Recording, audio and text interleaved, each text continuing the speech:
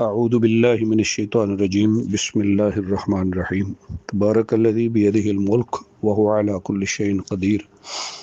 ان الفاظ مبارکہ سے 29ویں پارے اور سورۃ الملک کا آغاز ہوتا ہے۔ ملک کا معنی بادشاہی ہے۔ یہ سورۃ مکی ہے۔ اس کا نام پہلی آیت سے لیا گیا ہے۔ اس کا نام سورۃ تبارک بھی ہے، سورۃ واقعہ بھی ہے، سورۃ منجیہ بھی ہے، سورۃ مانعہ بھی ہے۔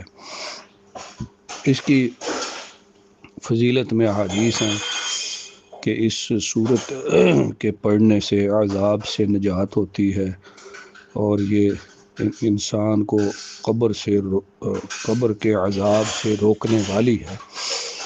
تو بعض نے ان احادیث کو ضعیف بھی کہا۔ بہرحال تو پہلے تو فرمایا اللہ کے ہاتھ میں بادشاہی ہے، وہ ہر چیز پہ قادر ہے۔ اس نے موت اور حیات دونوں کو پیدا کیا ہے۔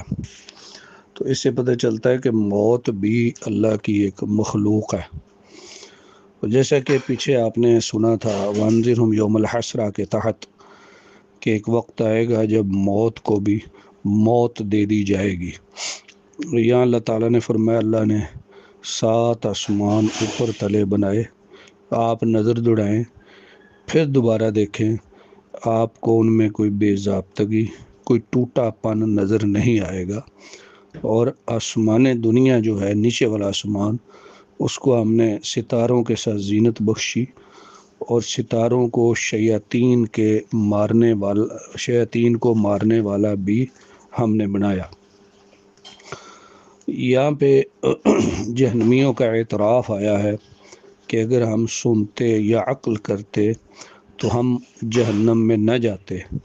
انہوں نے اپنے گناہوں کا اعتراف تو کر لیا، لیکن دوری ہے ان کے لیے کہ اب وہ جہاں چلے گئے ہیں وہاں سے ان کے لیے واپسی ممکن نہیں۔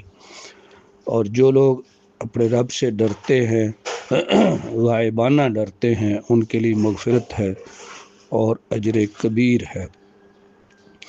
پھر فرمایا اللہ نے تمہارے لیے زمین میں راہیں بنائی، آرام سے چلو اور یاد رکھو کہ اللہ ہر جگہ پہ تم پہ نگاہ بھی رکھے ہوئے ہے اور تم پر قادر بھی ہے۔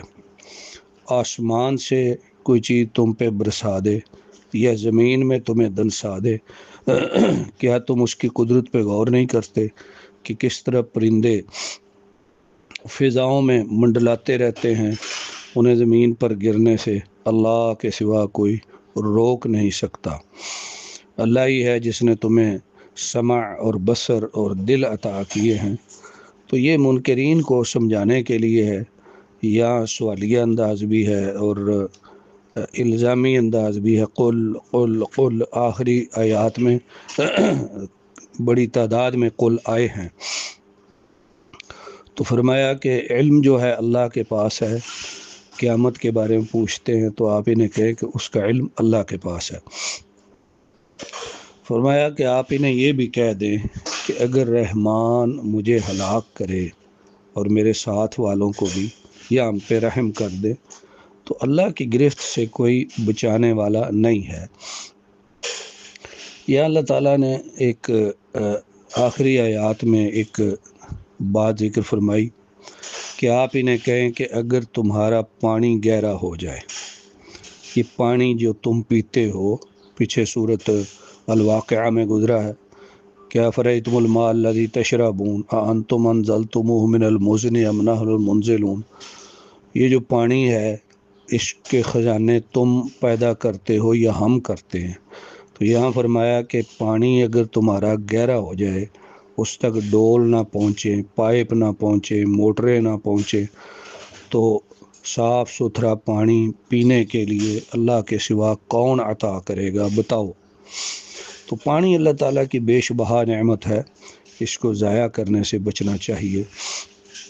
سورۃ القلم ایک مکی سورت ہے، اس میں قلم کا لفظ جو شروع میں آیا ہے اس سے اس کا نام ماخوذ ہے۔ اس کو سورۃ نون بھی کہا جاتا ہے کیونکہ پہلا حرف اس کا نون ہے مقطعات میں سے۔ بعض نے کہا کہ نون سے مراد مچھلی ہے۔ تو بہرحال اللہ تعالیٰ نے یہاں نون اور قلم کی قسم کھا کے اس بات کا اعلان فرمایا کہ اے میرے نبی صلی اللہ علیہ وسلم، آپ پہ اللہ کا احسان ہے کہ آپ مجنون نہیں ہیں جیسے منکرین کہتے ہیں اور آپ پہ اعتراض کرنے والے کہتے ہیں۔ اللہ تو آپ کو ایسے اجر دیں گے کہ جو احسان نہ جتلایا جائے گا، اور یاد رکھیے کہ آپ کو تو اللہ نے بڑے بلند اخلاق کے ساتھ متصف کیا ہے۔ تو نبی کریم صلی اللہ علیہ وسلم اخلاق کے پیکر تھے، اور آپ نے خود فرمایا کہ انما بعثت لاتمم مکارم الاخلاق، میں تو بلند ترین اخلاقوں کی تکمیل کے لیے بھیجا گیا ہوں۔ یا اللہ نے فرمایا میرے نبی صلی اللہ علیہ وسلم، آپ کسی قسم کھانے والے، چغل خور، خیر کو روکنے والے زنا کار کی پیروی نہ کریں۔ تو مفسرین کرام فرماتے ہیں کہ یہ عمومی صفات ہیں کفار کی، لیکن ایک تھا اخنس ثقیف کا، تو وہ جو ہے نا اس میں بڑی خرابیاں تھیں۔ وہ نبی کریم صلی اللہ علیہ وسلم کو تنگ کرتا تھا، آپ کے آگے طرح طرح کی باتیں کرتا تھا۔ تو فرمایا آپ اس کی بات پہ کان نہ دھریں۔ پھر اللہ نے فرمایا کہ یہ تو نہ شکرے ہیں، انہیں پتہ ہی نہیں نعمتیں عطا کرنے والا کون ہے اور اس کی نعمتوں کی قدر کس طرح کرنی ہے۔ فرمایا انہیں ایک باغ والوں کا واقعہ سنائیں کہ جب انہوں نے قسمیں کھائیں کہ صبح صبح ہم نے پھل اتارنا ہے، انشاءاللہ نہیں کہہ رہے تھے، تو رات ہی اللہ کی طرف سے اس پہ گرفت آئی، وہ باغ سارا جل کے راکھ ہو گیا۔ گئے تھے بڑی تیزی سے، انہوں نے کہا کسی کو پتہ نہ چلے، کوئی فقیر مسکین نہ آ جائیں۔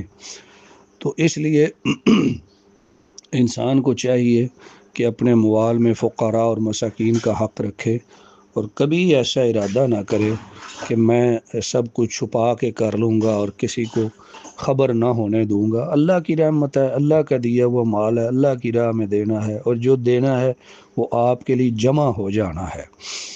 یا اللہ نے متقین کے لیے جنت کا ذکر فرمایا، اور ساتھ ہی فرمایا کیا ہم مسلمانوں کو، فرما برداروں کو مجرموں کی طرح کر دیں گے؟ تمہیں کیا ہے کہ کیسا فیصلہ کر رہے ہو؟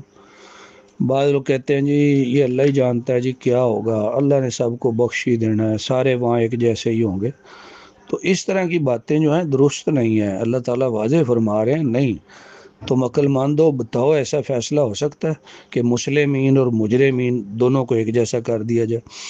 پھر اللہ نے روز قیامت کا ذکر کیا کہ جس دن پنڈلی کھولی جائے گی اور لوگوں کو سجدوں کی طرف بلایا جائے گا، تو وہ طاقت نہ رکھیں گے، جو دنیا میں سجدہ نہیں کرتے تھے وہ نہ کر سکیں گے۔ تو یہ سجدہ عمل نہیں ہے، یہ محض امتحان ہے کہ منکرین جو ہیں وہ سجدے کی طرف کس طرح آتے ہیں۔ تو حدیث شریف میں آتا ہے جب وہ سجدے کی طرف آنا چاہیں گے تو ان کا جسم ایک پھٹے کی طرح، لکڑی کی طرح سیدھا ہو جائے گا، وہ جھکے گا ہی نہیں۔ تو اللہ تعالیٰ نے یہاں پہ اس بات کا تذکرہ فرمایا ہے۔ پھر اللہ تعالیٰ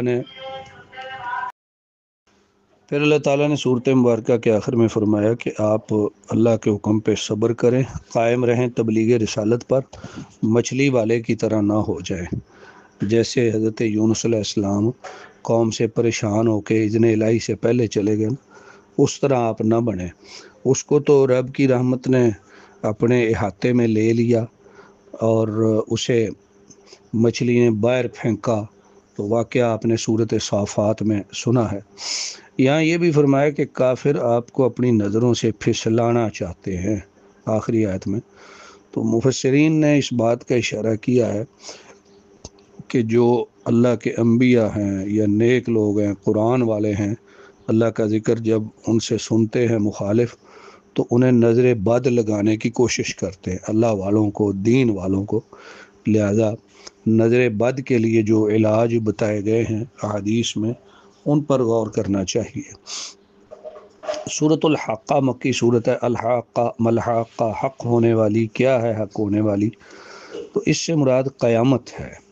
اللہ تعالیٰ نے فرمایا قوم عاد نے اس کو جٹلایا، قوم سمود نے جٹلایا تو وہ ہلاک کر دیے گئے، ان پر عذاب آیا، تو وہ جب مر کے گرے تو ایسے تھے جیسے کھجوروں کے درخت گرے ہوئے، اتنے لمبے لوگ تھے۔ فرمایا پھر فرعون آیا، وہ بھی ہلاک ہو گیا۔ یہ ساری جو باتیں ہیں مشرکین مکہ کو سمجھانے کے لیے ہے۔ اس میں نفخ صور کا ذکر ہے، پھر جنت میں جو اہل جنت کے لیے نعمتیں ہیں ان کا ذکر ہے، اور پھر جہنمیوں کے لیے جو کھانا ہے برا اس کا ذکر ہے۔ پھر اللہ نے فرمایا میں ان چیزوں کی قسم کھاتا ہوں جو تمہیں نظر آتی ہیں اور ان کی بھی جو نظر نہیں آتی، کہ یہ قرآن ایک معزز فرشتے نے اتارا ہے، شاعر کا کلام نہیں ہے، کاہن کا کلام نہیں ہے، یہ رب العالمین کی طرف سے نازل کردہ۔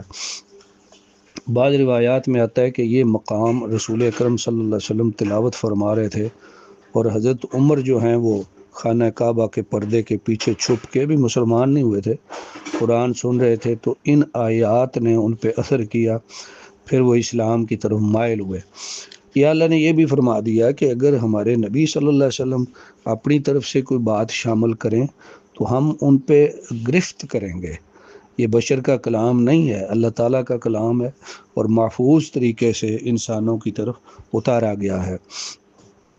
سورۃ المعارج، معارج کا معنی ہوتا ہے چڑھائیوں والا، اونچائیوں والا، اور وہ کون ہے؟ اللہ تعالیٰ، کہ اللہ کی طرف چیزیں چڑھتی ہیں۔ الیہ یصعد الکلم الطیب، پاکیزہ کلمات اللہ کی طرف چڑھتے ہیں، اللہ ہے چڑھائیوں والا۔ تو یہ صورت بھی مکی ہے، اور اس کو صورت سأل سائل بھی کہا جاتا ہے، اور معارج بھی کہا جاتا ہے۔ تو یہ اللہ تعالیٰ کی اس میں یہ صفت آئی ہے، فرشتے لوگوں کے اعمال لے کر اللہ کی طرف چڑھتے ہیں، حضرت جبریل بھی چڑھتے۔ اس میں اللہ تعالیٰ نے جو ہے وہ یہی جو بات پچھلی صورت میں تھی کہ آپ صبر کریں، تو یہاں بھی اللہ نے فرمایا میرے نبی صلی اللہ علیہ وسلم صبر کریں، اور انہیں بتائیں کہ جنت اللہ نے مومنوں کا ٹھکانہ بنایا، جہنم کافروں کا، اور جہنم میں کوئی دوست کسی دوست کے کام نہ آئے گا، بلکہ روز قیامت جو ہے نا انسان بھاگے گا اپنے بیٹوں سے، اپنی بیوی سے، اپنے بھائی سے، اور اپنے سارے قبیلے اور خاندان سے، سارے زمین والوں سے، کہے گا کاش کسی طرح میری نجات ہو جائے۔ فرمایا انسان کی طبیعت بڑی ہلوعہ ہے، ہلوعہ کی تفسیر خود قرآن نے فرمائی کہ جب اسے تکلیف آتی ہے تو پھر جزا فضا کرتا ہے، جب خیر آئے، مال آئے، تو پھر جو ہے وہ اللہ کو بھول جاتا ہے۔ ہاں جو نمازی ہے نا، جو دل سے نمازیں ادا کرتے ہیں، جن کے اموال میں حق ہے معلوم، سائل اور محروم کا، یہ لوگ اس چیز سے بچے ہوئے ہیں۔ یہاں اس صورت کی آخری آیات میں مومنین کی صفتیں ہیں جنہیں اللہ نے نمازیوں سے تعبیر کیا ہے۔ تو اگر ہم ان صفتوں کو یہاں گن لیں تو یہ 8 بنتی ہیں۔ نمبر 1، نمازوں کی پابندی کرتے ہیں، یعنی ان کے ارکان اور شروط اور سنن کی پابندی پورے طریقے سے کرتے ہیں۔ دوسرا، ان کے مال میں مانگنے والوں اور محروموں کا حق ہے، یعنی جو نہیں مانگتے وہ انہیں بھی دیتے ہیں۔ تیسری صفت ہے کہ روز قیامت پر، مرنے کے بعد اٹھنے پر وہ ایمان رکھتے ہیں۔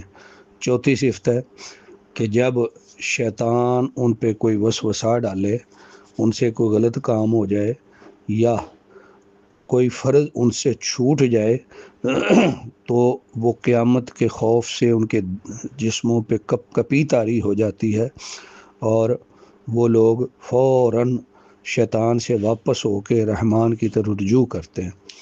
پانچویں صفت ہے کہ وہ اپنی شرمگاہوں کی حفاظت کرتے ہیں، یعنی زنا اور لواطت نہیں کرتے، اور شوہر اپنی بیوی اور لونڈی کے سوا کسی سے جماع نہیں کرتے۔ چھٹی صفت ہے کہ وہ لوگ اپنے امانتوں اور وعدوں کی پاسداری کرتے ہیں۔ ساتویں صفت ہے کہ جو ان کے پاس گواہی ہو، گواہی کو نہیں چھپاتے، جب ضرورت ہو حکام کے سامنے پیش کرتے ہیں۔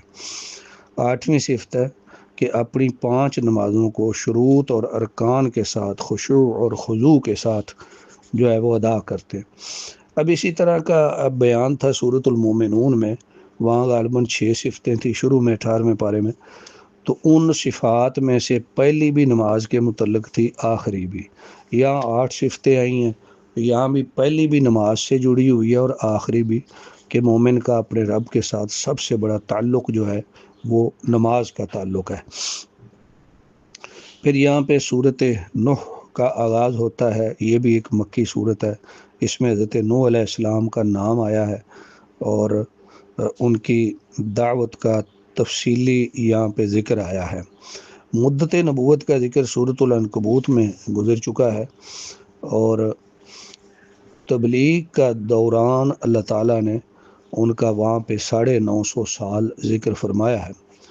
طوفان کے بعد بھی وہ 60 سال زندہ رہے، اور نبوت ملنے سے پہلے کی بھی عمر ہے، تو لہذا ان کی عمر جو ہے وہ 1000 یا 1100 سال سے اوپر، اور بعض روایات میں تاریخی جو روایات ہیں ان میں 1450 سال تک بھی بتائی گئی ہے۔ حضرت نوح علیہ السلام نے اپنی تبلیغ کا یہاں پہ طریقہ بتایا کہ اللہ میں نے انہیں تیرے دین کی طرف بلایا ہے، دن کو بھی رات کو بھی، جہر بھی پوشیدہ بھی، یعنی کھلے عام بھی، اکیلے اکیلے کو بھی، لیکن جب بھی میں نے دعوت دی انہوں نے اپنی انگلیاں کانوں میں ڈال لیں، اپنے منہ پہ کپڑے لپیٹ لیے اور اپنے کفر پہ اصرار کیا اور تکبر کیا۔ میں نے یہ کہا کہ رب سے بخشش مانگو، وہ بڑا بخشنے والا ہے، تم پہ آسمان سے مسلح دھار بارش اتارتا ہے، تمہیں مال دیتا ہے، بیٹے دیتا ہے، جنتیں دیتا ہے، نہریں دیتا ہے، تم اللہ کا وقار نہیں جانتے؟ تو پھر میں نے ان کے سامنے سورج کی مثال، چاند کی مثال، زمین کی تخلیق، آسمان کی تخلیق، یہ سارا ذکر کیا، لیکن میرے پروردگار یہ ماننے والے نہیں۔ تو اب ایسے لگتا ہے کہ یہ جو ہے نا، ایک تو ایمان نہیں لائیں گے، دوسرا ان کے گھروں میں بھی جو پیدا ہوگا وہ کافر ہی ہوگا، لہذا میری دعا ہے کہ اللہ انہیں تباہ کر دے اور مجھے اور میرے والدین کو اور جو میرے گھر میں مومن بن کے آیا ہو اور سب مومنین اور مومنات کو بخش دے۔ حضرت نوح علیہ السلام کی اس دعا کے بعد قوم پہ عذاب آیا، اور پھر ہلاکت کا جو منظر ہے وہ قرآن کریم نے سورۃ ہود میں ذکر فرمایا۔ سورۃ الجن مکی صورت ہے، اس میں جنوں کا ذکر آیا ہوا ہے، اس لیے اس کو سورۃ الجن کہتے ہیں۔ تو یہ مکہ میں نازل ہوئی تھی، مفسرین کا اس پہ اتفاق ہے۔ نبی کریم صلی اللہ علیہ وسلم کے پاس جنوں کی ایک جماعت آئی جس نے قرآن سنا، اس کا ذکر سورۃ الاحقاف 26ویں پارے کے آخر میں بھی آیا ہے۔ نبی کریم صلی اللہ علیہ وسلم اپنے صحابہ کی ایک جماعت کے ساتھ سوق عکاظ کی طرف روانہ ہوئے، جو عرب کا مشہور بازار تھا اس زمانے میں۔ تو اس وقت شیاطین کو آسمان کی خبریں چھپ چھپ کے سننے سے روک دیا گیا تھا، تو انہوں نے کہا کہ پتہ کریں کہ کیا دنیا میں نیا واقعہ ہوا ہے جس کی وجہ سے ہمیں روک دیا گیا۔ تو پھر نبی کریم صلی اللہ علیہ وسلم کا قرآن سننا انہیں نظر آیا، تو ان کا اتفاق ہوا۔ یہاں جو باتیں سمجھ آتی ہیں، نمبر 1 جنہوں نے آپ کی زبانی قرآن سن کے اسلام قبول کر لیا تھا، نمبر 2 نبی کریم صلی اللہ علیہ وسلم انسانوں کے علاوہ جنوں کی طرف بھی مبعوث کیے گئے، نمبر 3 قریش کو بتایا گیا ہے کہ جب جن ایمان لے آئے ہیں تو تم انسان ہو کے کیوں نہیں ایمان لاتے، نمبر 4 انسانوں کی طرح جن بھی شریعت کے احکام کے مکلف ہیں، نمبر 5 جن ہماری باتیں سنتے ہیں اور ہماری زبان کو بھی سمجھتے ہیں۔ تو اللہ تعالیٰ نے یہاں پہ جنوں کا جو ہے نا ذکر فرمایا۔ اچھا، یہاں یہ بات بھی قابل ذکر ہے، حدیث میں آتا ہے کہ جن پہلے انسانوں سے ڈرتے تھے، جن انسانوں سے ڈرتے تھے، دوبارہ عرض کر رہا ہوں، لیکن ہوا یہ کہ جب انسان سفر کرتے، کسی وادی میں ٹھہرتے، تو وہاں جا کے کہتے میں اس وادی کے جن کی پناہ میں آتا ہوں۔ اس سے جنوں نے سمجھا کہ یہ تو ہم سے ڈرتے ہیں، لہذا جنوں نے انسانوں کو ڈرانا شروع کر دیا، اور آہستہ آہستہ پھر یہی جو ہے نا بات لوگوں میں پھیل گئی کہ انسان جنوں سے ڈرتے ہیں۔ صحیح مسلم شریف میں کتاب الذکر والدعاء میں حضرت خولہ بنت حکیم کی حدیث ہے، فرماتی ہیں کہ جو شخص کسی جگہ پہ ٹھہرے تو پڑھے اعوذ بکلمات اللہ التامات من شر ما خلق، تو اس کو کوئی چیز نقصان نہ دے گی۔ تو یہاں پہ یہ بات بھی سمجھ لیجئے کہ قرآن کریم کہہ رہا ہے کہ جن خود کہتے ہیں ہم میں سے بعض مسلمان ہیں اور بعض ظالم ہیں، جو مسلمان ہیں انہوں نے ہدایت کی راہ پائی، جو ظالم ہیں وہ جہنم کا ایندھن بنیں گے۔ ہم میں سے کچھ مسلمان ہیں اور کچھ مشرک ہیں۔ اللہ نے یہاں یہ بھی فرمایا کہ مساجد اللہ کی ہیں، اللہ کے سوا مساجد میں کسی کو نہ پکارو۔ سورۃ مزمل ایک مکی صورت ہے، اور اس کا نام پہلے شروع میں جو لفظ ہے مزمل اس سے لیا گیا ہے۔ نبی کریم صلی اللہ علیہ وسلم پر جو وحی اتری تو اس کو آگے پہنچانے کے لیے یا ایھا المزمل کے ساتھ نبی کریم صلی اللہ علیہ وسلم کو اللہ تعالیٰ نے خطاب فرمایا۔ یہاں تو نبی کریم کو قرآن پڑھنے کا ادب بتایا کہ قرآن آہستہ آہستہ پڑھنا، دوسرا رات کے قیام کا ادب بتایا کہ آدھی رات یا اس سے تھوڑی یا زیادہ، مطلب پوری رات قیام کرنے کا حکم نہیں دیا نبی کریم کو، سونا بھی ہے۔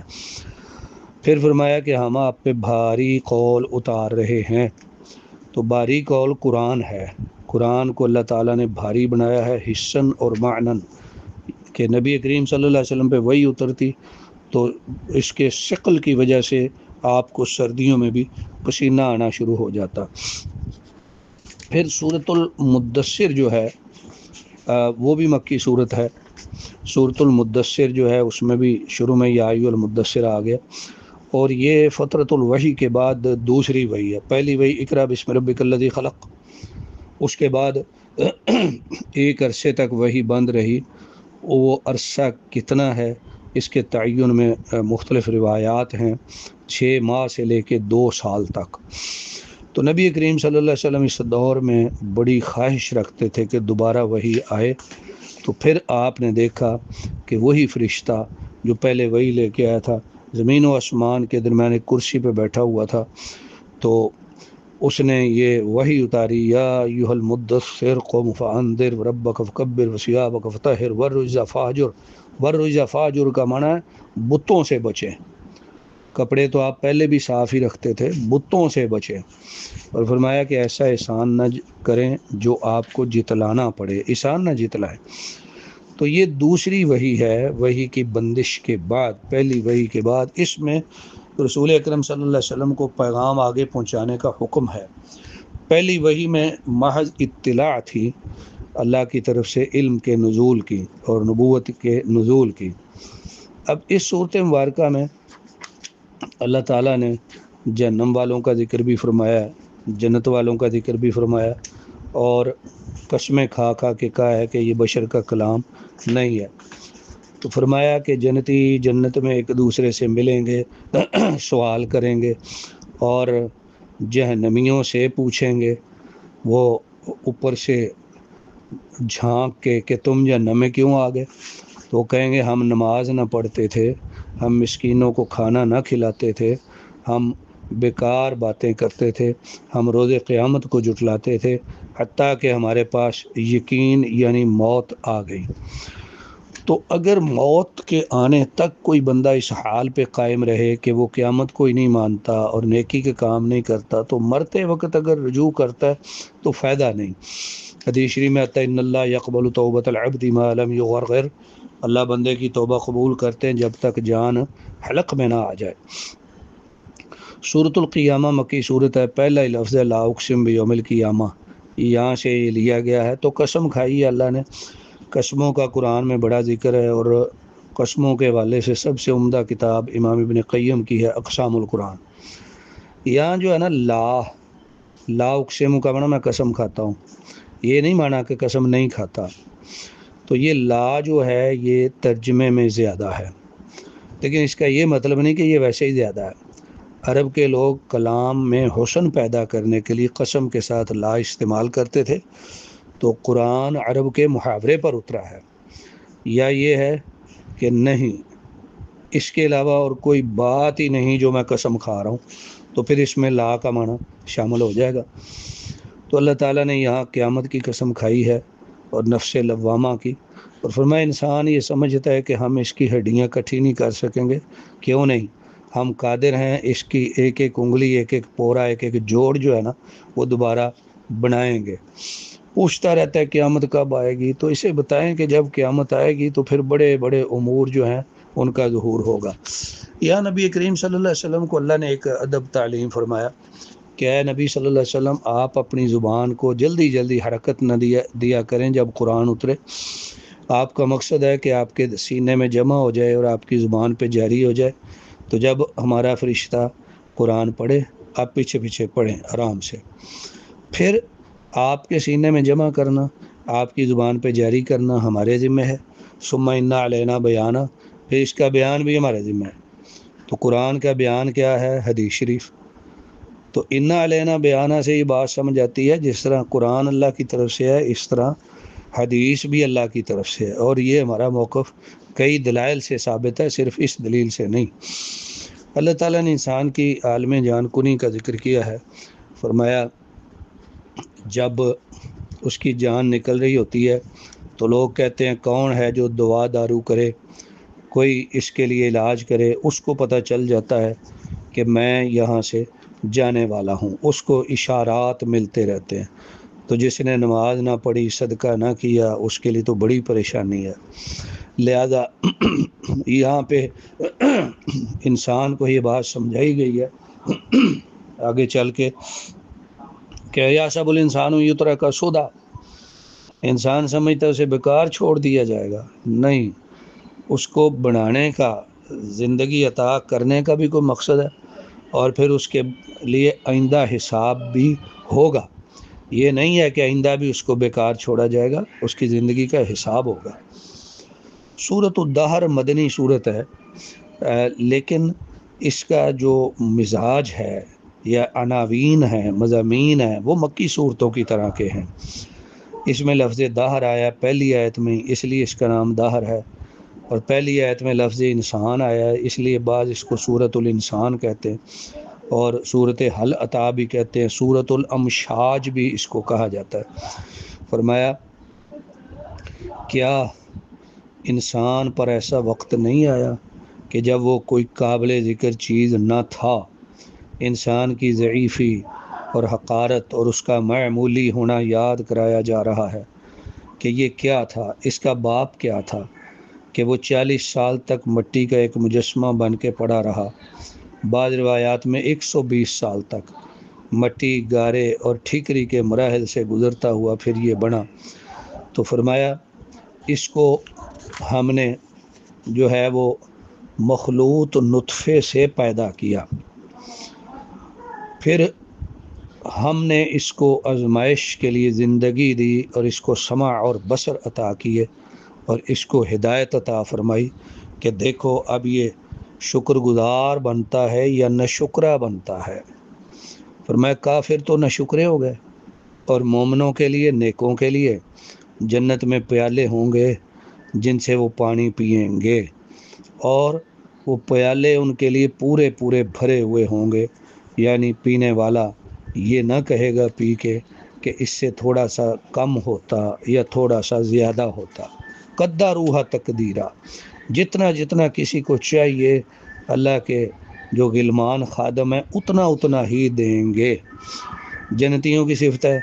پھر یہاں پہ تھوڑا سا ذکر جہنمیوں کا آیا ہے، اور اللہ نے فرمایا کہ اے میرے نبی صلی اللہ علیہ وسلم، صبح اور شام اللہ کا نام لیتے رہیں، اس کا ذکر کرتے رہیں، اور رات کے وقتوں میں بھی اس کے لیے سجدہ کریں، اور نفل نماز پڑھیں، تسبیح پڑھیں لمبی رات تک۔